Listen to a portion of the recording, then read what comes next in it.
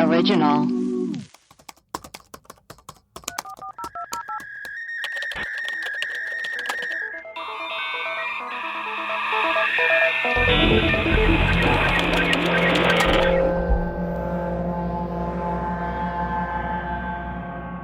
Hello and welcome to Web Crawlers, the podcast where we do a deep dive into some of our favorite mysteries. Each week we will introduce our topic, lay out our research and findings, reveal some conspiracy theories, and conclude with our own hypothesis. I am Allie Siegel. I am Melissa Stetton. And I, producer Maria. Melissa, who are patrons for today? We've got Tenley, Kimberly, John, and David. Welcome to the team, friendos. Noticed a few people canceled their Patreon subscription the day after I did some long erotica. You know, they come and go, but the real ones stay with you forever, you know. The real ones stay. I am so excited for our episode today. Me too. This guy's crazy. Of course, I found him on my favorite channel, Discovery Plus. We should be sponsored by Discovery Plus. It's so good. We need to reach out to them. It's insane that we aren't already. I was going through their true crime section. Which is huge, by the way. Expansive. Endless, and they're always coming out with new documentaries. And every day. Every minute, every second, something is dropping on Discovery Plus. Oh my God. And this just came out. This is new from this month, from October. Well, I guess it's November now, from October. This episode today and the documentary I watched, it's on Richard Lee McNair, murderer, robber, and 3-time prison escapee from 3 different prisons. A triple threat. Yes.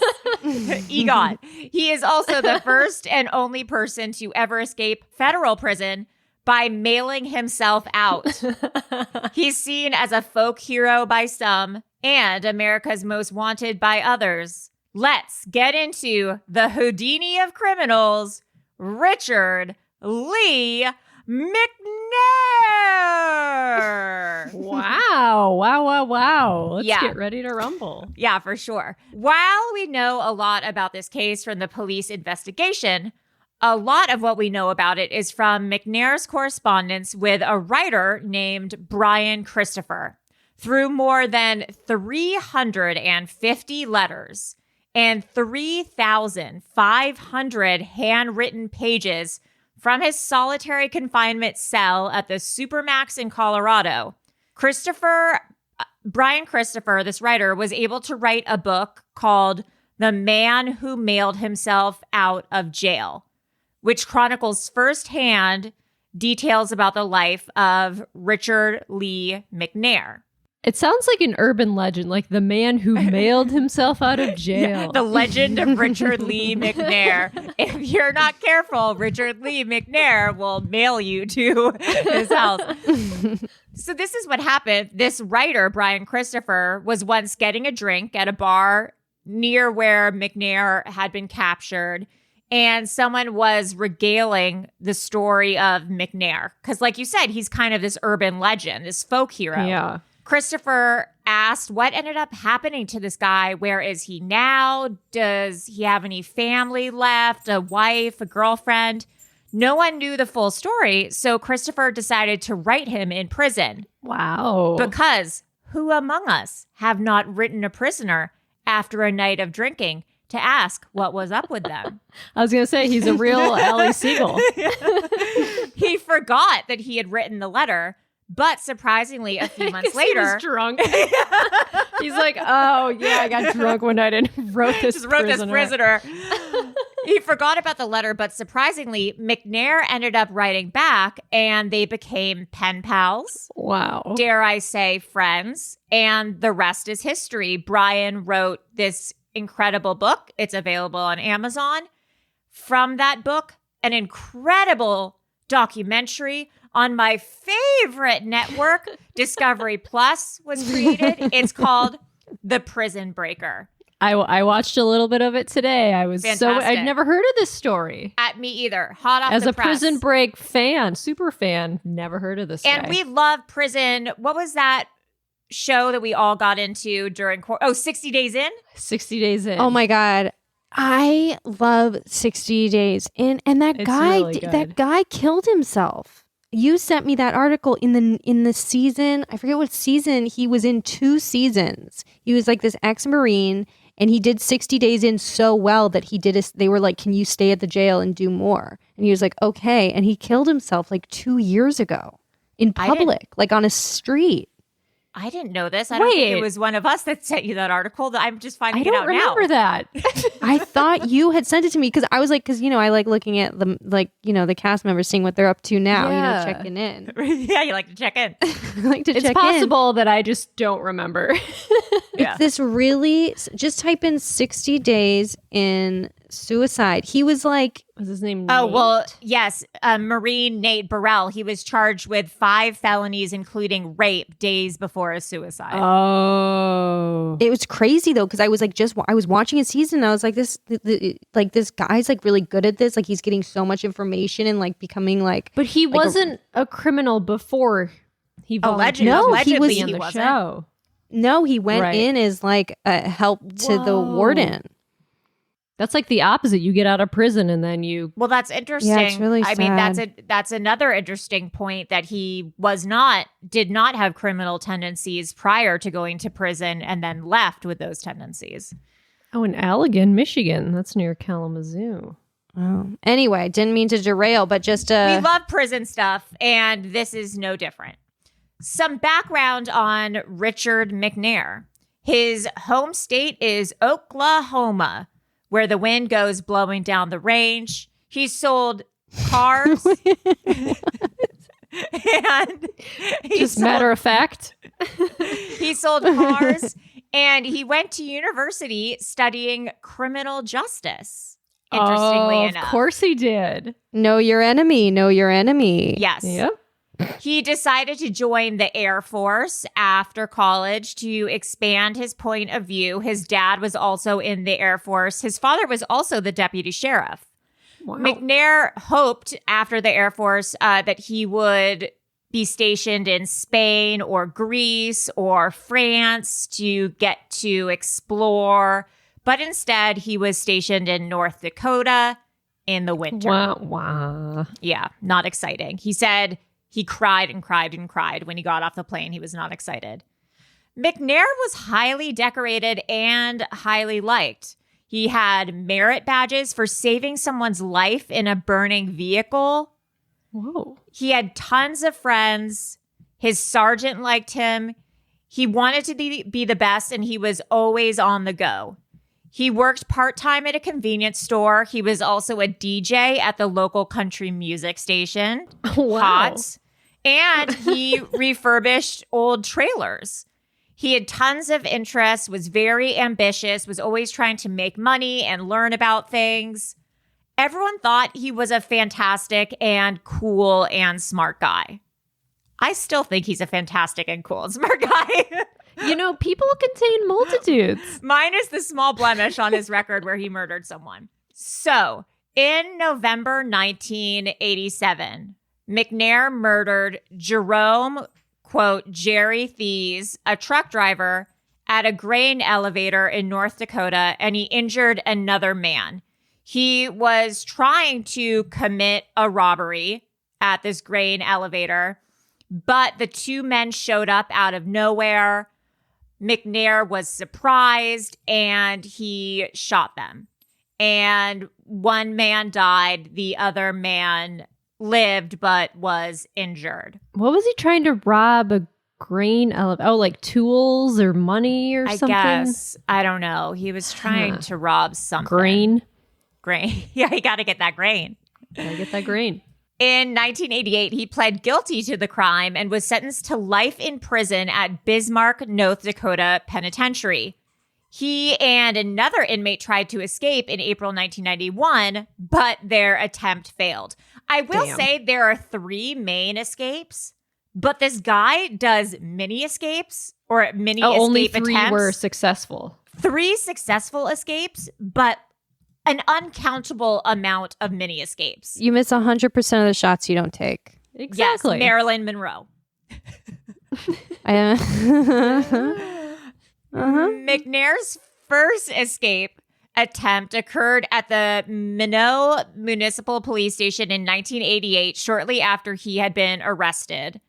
McNair's period as a fugitive lasted only a few hours. He was very quickly recaptured. After his initial arrest, he was handcuffed to a chair and left in a room with 3 detectives. But the cops are kind of like ignoring him. Like, he's handcuffed now. He tried to run away. We got him. He's handcuffed. We can go about our business. He's fine. In his pocket, McNair had keys from his Air Force days, handcuff keys, chapstick, and a wallet. So first he tries to insert his handcuff keys into the handcuffs, but they're the wrong type of key. So he says, oh shit, the military keys don't work.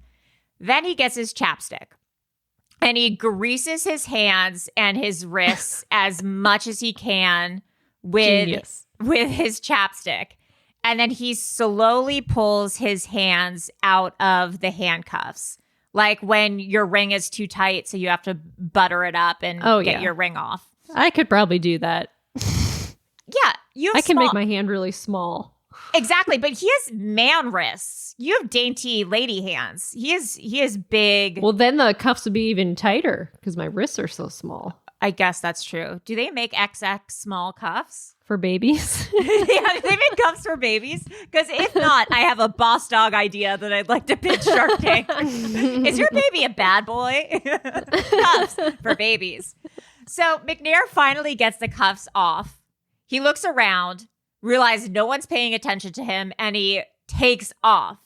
The detectives are shocked, but our bad boy McNair does not stop, and he is long gone. Then he steals a car, and a cop starts driving behind him. Oh. And it's rush hour traffic. So it's bumper to bumper. He is driving a stolen vehicle, just escaped jail. A cop is driving behind him, and he's like, I'm fucked. But the cop isn't pulling him over or anything. His lights aren't on. He's thinking, is he just trailing me? What am I doing? He's panicking. Then McNair's car breaks down. Oh, no. So McNair pulls over, and he just pretends to be frustrated. He like pounds on the car, and he's like, oh, man, what a day. And the cop drives by and shrugs and just keeps driving. That's good. That's good. And this theme keeps happening where he just is great at escaping. He goes head to head with the cops several times, and they just let him go because he's such a good con artist actor. That's what you got to do. Yes, you have to Act pretend normal. to be act normal. I never act normal. Even when a cop drives by, I like turn down the music and I get so scared. But this guy just leans into being normal. So once the cop drives by, McNair gets out of the car. He sprints away. He runs to an abandoned house where he used to live. He breaks in and he takes some time to collect himself. The cops show up at the house. They know that he used to live there. They assume that he's probably going to be there. He then leads the police on a chase on foot through town, up a 3-flight stairway. He's then surrounded by the cops on a 3-story building downtown. Damn. McNair attempts to jump to a tree branch to escape arrest, but the branch breaks. It's like a Benny Hill sketch. It's crazy. McNair, he's Mr. Beaning all around town. McNair, he lands on the ground and he hurts his back, so he's apprehended. But McNair pretends to be paralyzed. Oh. He thinks that they'll take him to the hospital if he pretends to be paralyzed. That's like when you pretend to be dead. When Yes. Someone tries to kidnap you. He listens to our podcast. Yes. He used the web crawler's tips. Yes, you got to play dead. So he pretends to be paralyzed so that they'll take him to the hospital. And he thinks, if the cops think that's I'm good. paralyzed, they won't just stay in the room and watch me. They'll just leave me there because they know I can't really go anywhere. But he's in the room with the cop for a little bit, and his foot actually does start to fall asleep. So he wiggles his toe a little bit just by habit, and the officer sees, and everyone knows that he's not paralyzed anymore. So they're like, "You son of a bitch, you're going back to the hospital. You little trickster. Son of a bitch." You son of a bitch. Yes. So our king, unfortunately, has to go back. McNair is released from the hospital, and he is moved to Ward County Jail in Minot. In February 1988, deputies discover another escape attempt when, and this isn't even a real one, this doesn't count, this is one of the mini ones, when after moving McNair to a cell, they find 2 cinder blocks that had been chiseled out from the wall where he was being held. Classic escape route. Yeah, that's movie stuff. That's basic. That you got to try it. You got to try it. You If you're have in to try to prison, carve out the wall. You got to try Why to not? carve a tunnel. It's fun.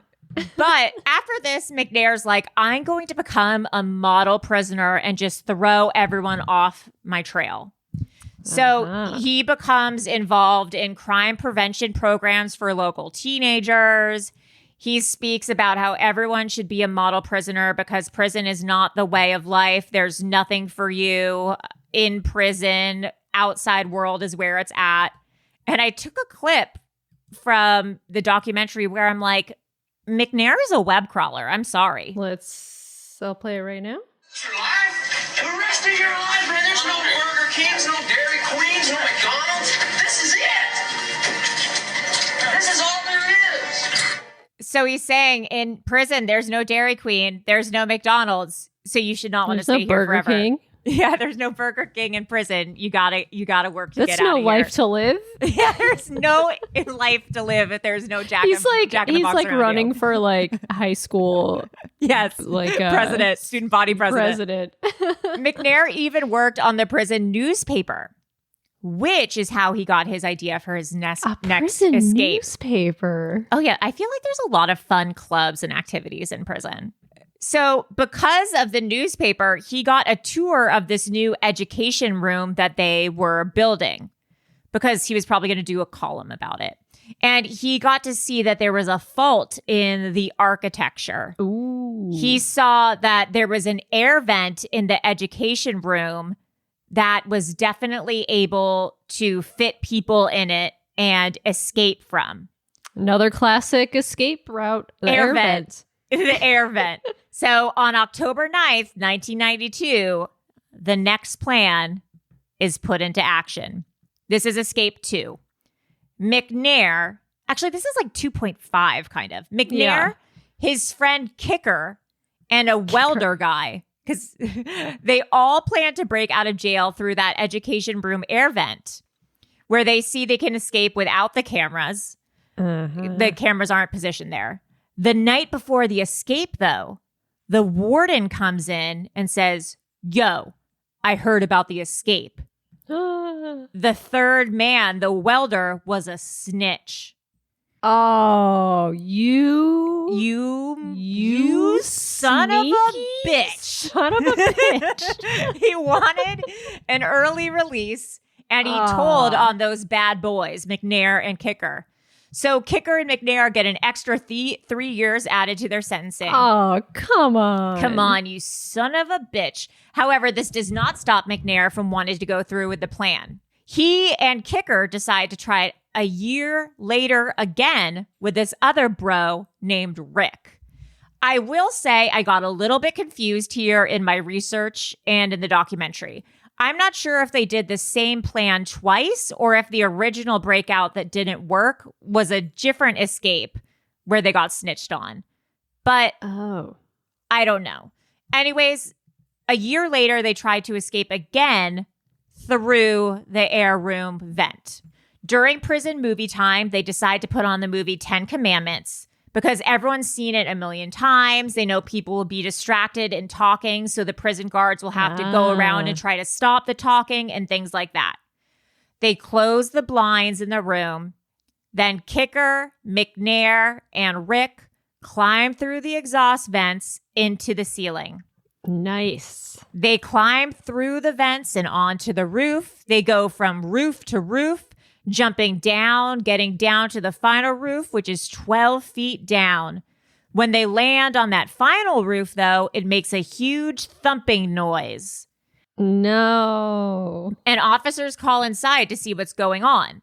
A guard comes out and sees them on the roof. She reaches for what she thinks is her gun, but it turns out to be a whoopee cushion. It turns out to be no, it's a radio. She yells, stop. She yells, That'd stop. be a cool prank. She yells, stop, but obviously they don't. The guy, Rick, sprains his ankle, so he gets like lost in the shuffle. Yeah. Kicker and McNair get out of the prison, and they cross the freeway. They drop all their gear so they can move quickly. They split up, and they are gone. Nice. Yeah. McNair has been gone for 24 hours. He steals a car from a plumbing company, and then he makes a very weird decision. He hears on the radio that both Kicker and Rick have been caught and are back in jail. Oh. So he decides to mail them gifts. He says... What? I don't know. This guy is just an enigma. He sends some money to Kicker back in jail, and he sends the other guy a television. You can send people TVs? I guess. I don't know. It's so confusing. He says he wanted to be a good boy. He made a promise to himself and God that he would never hurt anyone again. And so he wanted to send them presents to make sure everything was cool between them. He calls himself a good boy several times through this documentary, and every time it made me horny. Just an FYI. God. Google him. He's not bad looking. I've seen a picture of him. Exactly. He's a murderer. He murdered someone. It wasn't intentional. He just got spooked when he was robbing. Okay.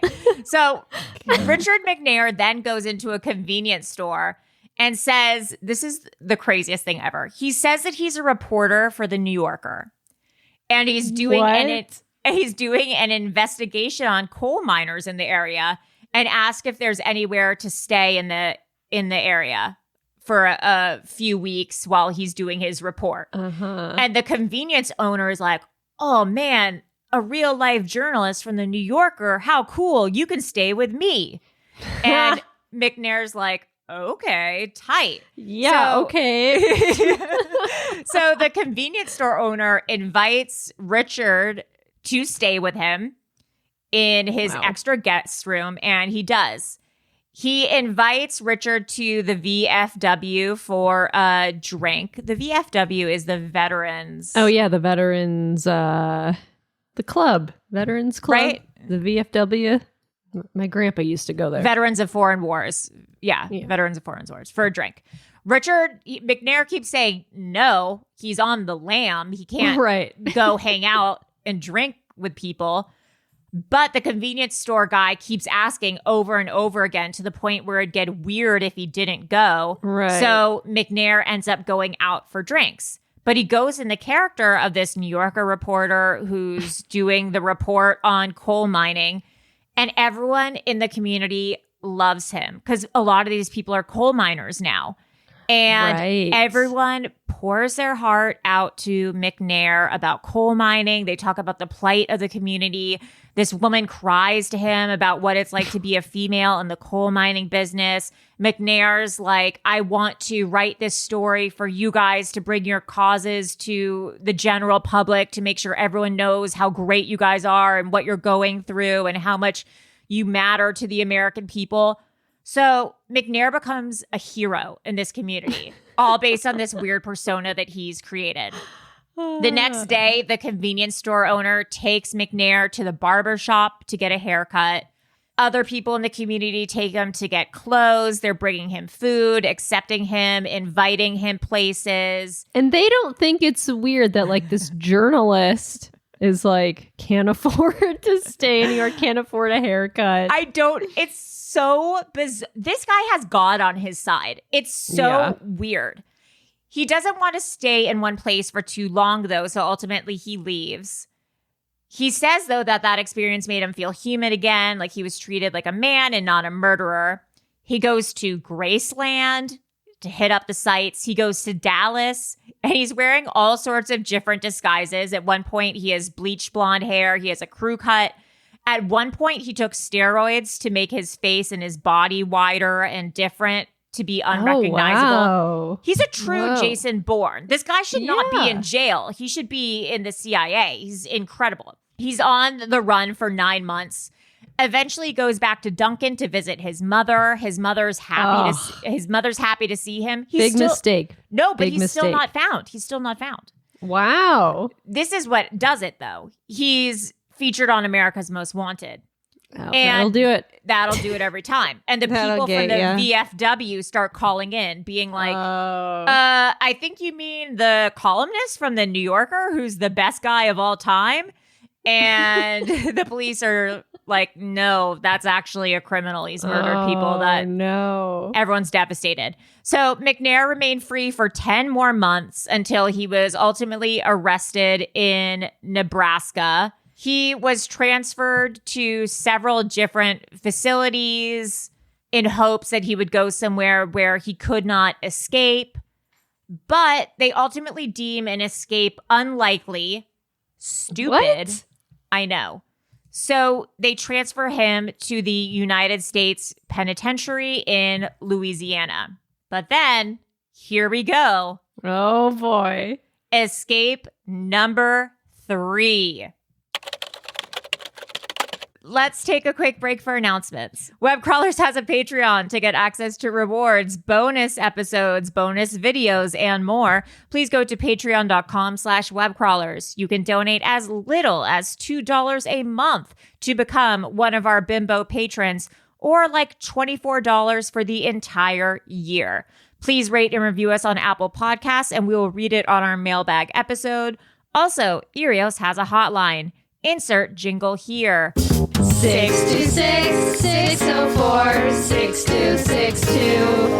626-604-6262. Continue to call us. We will continue to play your voicemails. You guys are our unhinged besties. Now, back to our program. On April 5th, 2006, Miss McNair escaped from the U.S. Penitentiary in Pollock, Louisiana. His duties here included work in the manufacturing area where he would repair old, torn mail bags.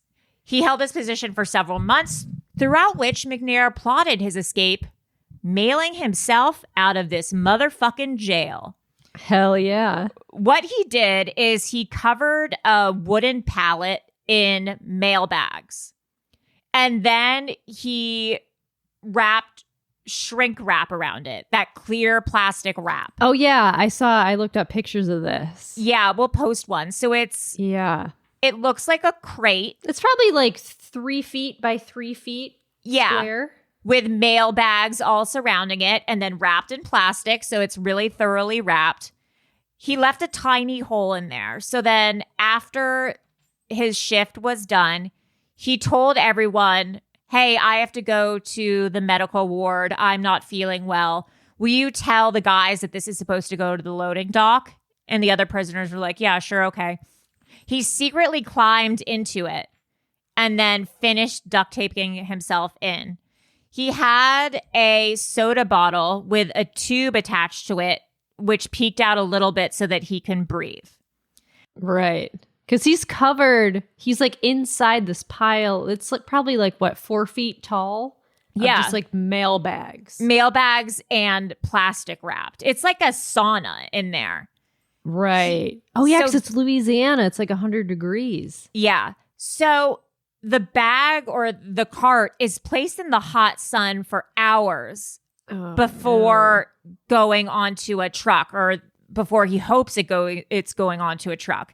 And he's sitting there for hours and hours in the hot sun, afraid he's going to die of dehydration, overheating. He's sweating everywhere. There's nothing he can do. He doesn't know how long he's going to be in the hot sun, wrapped in saran wrap, essentially. Oh, God. It's gonna be just so breathing out hot of a in little there. tube. Then an inspector comes by, looks at the pallet and starts poking at it and says, this looks different than all the other pallets. Like, what's going on here? This looks a little different. Oh. Then another inspector says, "Oh, it looks fine. Just put it on the crate. It looks okay. Let's just go. Like, let's not hold up our day." And the other inspector's like, "No, we need to inspect it. This looks weird." The other person's like, "No." And then finally that inspector's like, "Just put it in the warehouse. We'll leave it till the morning." So then they put the pallet in an empty warehouse. And after a few hours, McNair realizes he's alone in a cool warehouse. So he had brought a razor with him and he cuts himself out of the pallet. He crab walks towards an open door, calmly walks out of the warehouse, out onto the street, past the gate. Wait, he crab walks? He crab walks? Like military walks, military style. Oh, crab walk is like backwards. It said in It's the like documentary, sideways. Crabs walk walk. sideways.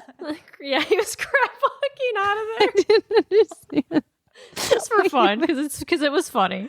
He walks like an Egyptian out of Crab He does crawl. Like the an electric army crawl, slide. like an army crawl. He army crawls. He army crawls out of the warehouse, out onto the He street. did the electric slide out of the warehouse. He moonwalked out into the forest, and he is free again. So there is the craziest video on YouTube, and we will post it, I guess, on our Twitter. But after he escapes, yeah. he gets to an open road, and a cop has the road closed down because someone's just escaped prison. It's like 45 minutes later, and they realize that he's gone. And he runs straight into this cop. And the cop is like, "Oh, who are you? Someone's just escaped prison." And Melissa, do you want to play the YouTube? Because it's I have some, I saved some audio great. from it, some good parts. Yeah, he was like jogging on a railroad track. Yeah. And like there's like a road crossing and a cop saw him and was like, hey, Yeah. you. And then here's what happened. Where do you live at? Down the road by Pineville. Bible? Uh-huh. Okay. Do you have any form of identification on you? No, man. What's your name? Robert Jones. Robert Jones? Robert Jones. I'm not supposed to be on the tracks? No, that's not the problem right now. What's your address? I don't have an address. I'm at the hotel.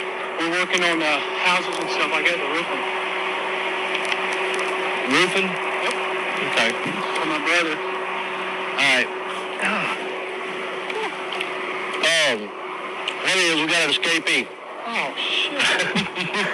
Ah, shit. Where from? Prison. There's a prison here? Yeah. Prison right now? Oh my God. He's laying it on a little thick. He said his name is Robert Jones. Remember that he said his name was Robert Jones because it may change later. I guarantee I'm not no. You know the bad thing about it? What's that? You're matching up to him. Match it, exactly. Yeah. Where are you staying at? That Titusville or Titus Inn? Titus Inn? Little Just making up a hotel. And then Titus Inn? He's just Titus making Inn. shit up. Just making It's like shit up. Kaiser Soze.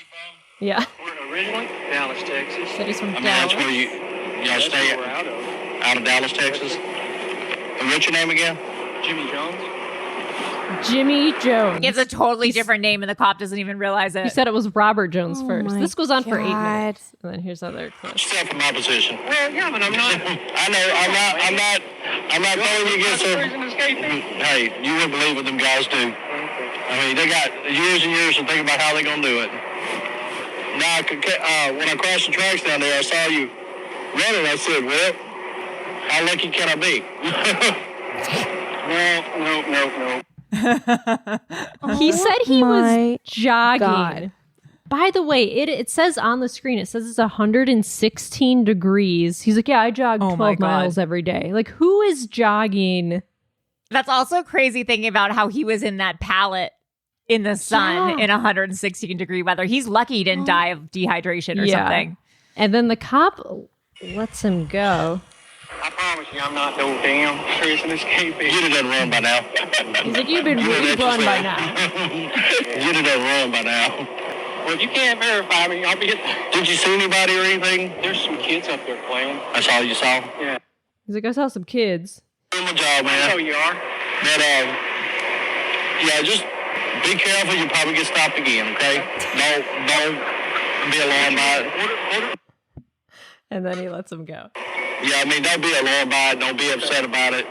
You know, they'll just stop you for a minute, check you out and everything. But if you do jog again in the future, carry some ID with you. See, I don't...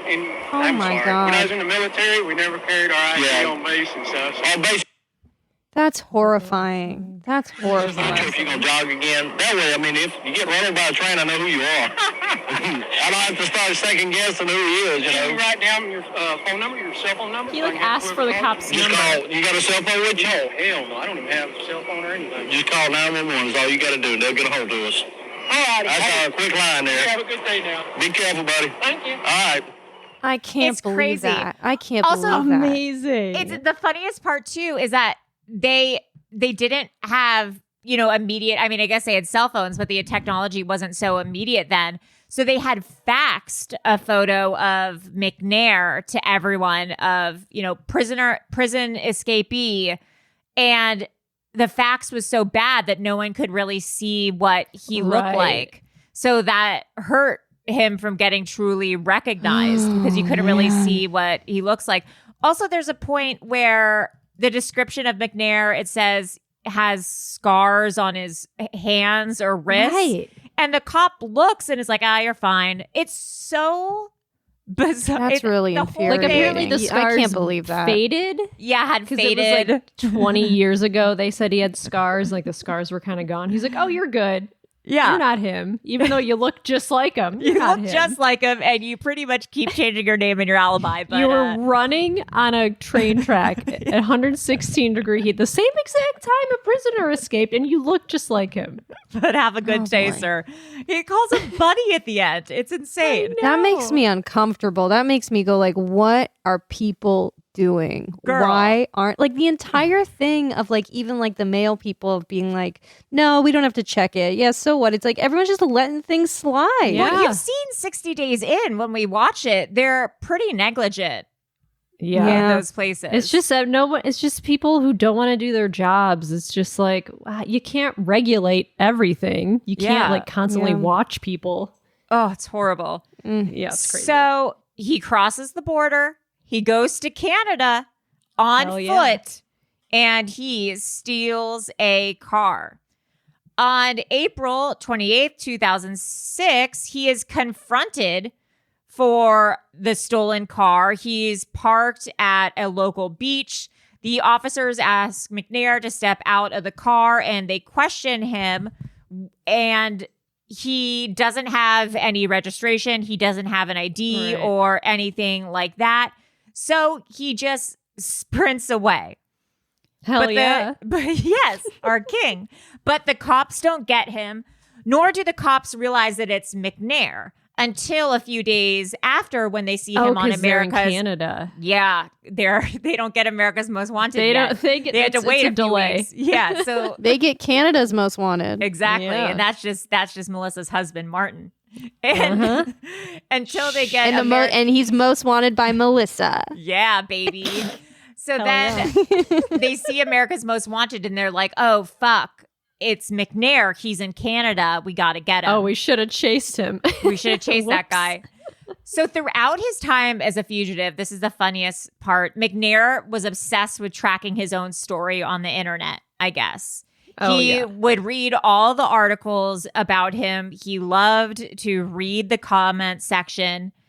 McNair suspected that the Louisiana police had attempted to contact him by posing as a woman online at one point, he says. Tried to catfish him. They tried to catfish him. He owned several laptops.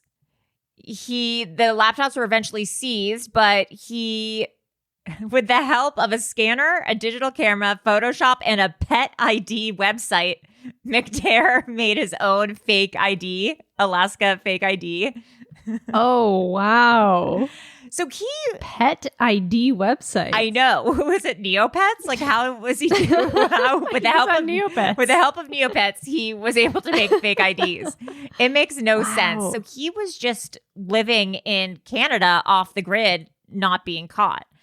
On October 24th, 2007, this cop or Mountie, whatever, constable, Dan Mellinson, a Canadian cop, sees this white van with really crappy looking windows and a license plate that looks funky. He thinks the van might be stolen or used to do something weird. He runs the plate and realizes that the van is stolen. He looks through the van. There's no one in it, but he sees that it belongs to McNair. There's some stuff of McNair's in it. He decides not to get McNair then, but to chase the vehicle, or I'm forgetting the word. What's it when you like drive behind a case? Or you know what I mean? Trail. Yeah. So he like trails the car for a little bit, which eventually leads to a low-speed car chase, which leads to a foot chase. And our boyfriend, America's boyfriend, McNair, is eventually captured in October. And he is taken back to jail for the final time. The best part, though, is that when he was captured for the final time, he was still joking around with the cops. Apparently, one officer said to McNair, "How much is your reward for your capture?" And McNair said, $25,000. And the cop said, "That's not much." And McNair said, "Yeah, all that government money is tied up in Osama bin Laden's reward, huh?" It's a real jokester. Good one. So he's now has life in prison. He spends all his time in a 12 by 7 foot concrete cell. He lives with 5 other prisoners. Pretty surprised he's not in solitary confinement. He's in a supermax, and he's in the same prison as I think the Boston bomber and El Chapo maybe was in that one too. He's 62 years old now. He's serving two life sentences. Wow. Yeah, and he became pen pals with this journalist after, and that's how we have all the details of. There's no way he has a Twitter account, right? No, well, like he's pretty sneaky. What's his face was tweeting from prison? The Firefest guy, right? Yes. Yeah. Like, what is this? This can't be his Twitter account, but why is someone, I mean. I typed in, "Can you have Twitter in prison?" And what the first answer that comes up is, if you exceed the 250 DM limit, you will be in Twitter jail until the next. Like, it's telling you that you'll go to Twitter jail if you don't play. No, tell me if you can tweet in prison. This person joined September 2011. Crime reporter Brian Christopher has told my story in The Man Who Mailed Himself Out of Jail, the incredible true story of escape artist Richard Lee McNair. I mean, it could be someone that set it up for him, or like. I think in order to tweet, you have to like write in letters to people to do it on your behalf. Like, so maybe he has a prison pen pal and he asked him or her to make a Twitter account and she runs it. Oh, and it looks like this is him trying to get people to buy the book. Because, there was that guy that was tweeting from prison, but I guess it was because, you know what I'm talking, Melissa, you know who I'm talking about. It was that guy that committed suicide. No, it was, his name was McAfee.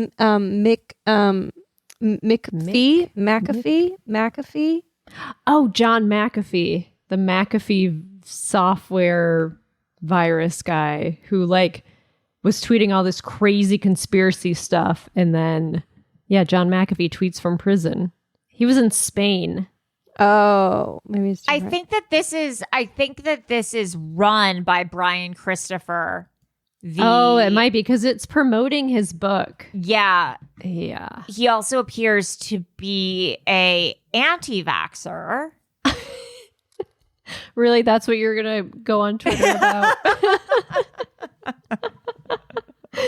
Got to tweet about vaccines from prison. Yeah. Yeah, that John McAfee guy, didn't he tweet, if I die, just know that it wasn't me or something? Yeah. And he died in prison of a suicide. It was in Spain, though. That guy's kind of out of his mind, so who knows? All right. Well, that is the story of Richard Lee McNair, the only man to break out of jail 3 whole different times. That's crazy. Yeah, pretty wild stuff. If you guys know anything, If you've ever broken out of prison, out of jail, let us know. Melissa, where can people reach us? You can reach us at webcrawlerspod@gmail.com. That seems like it works fine. Anyways, I am Allie. Butter up your wrists with chapstick, Seagull. I'm Melissa, big fan of Fox's show Prison Break that should have ran for way more seasons, Stetton. Oh. And I'm producer Maria. Let's do the job. Let's follow through Let's just do with the our jobs. guys. Do your job. Let's just do the Let's just do our jobs. jobs. Let's suit you. All right. Bye, guys. Bye. Bye.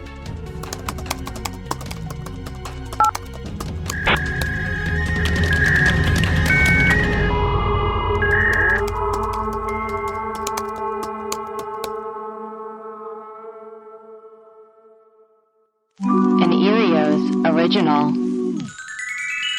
Powered by Acast.